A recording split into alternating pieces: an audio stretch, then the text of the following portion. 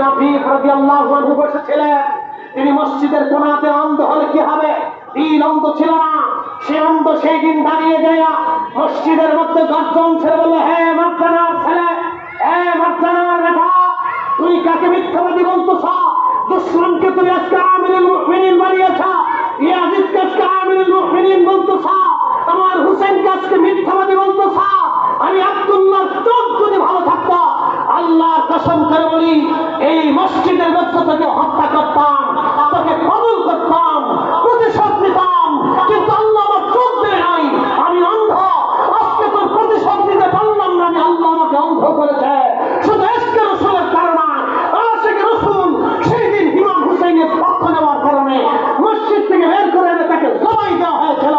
জীবন দিয়েছিল নাফিস, কিন্তু ইমান বিক্রি করে নাই।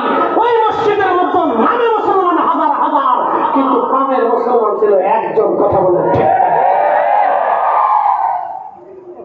মুসলমান তো মসজিদে হাজার হাজার কমে যাবে, লোকে জুতা করবে।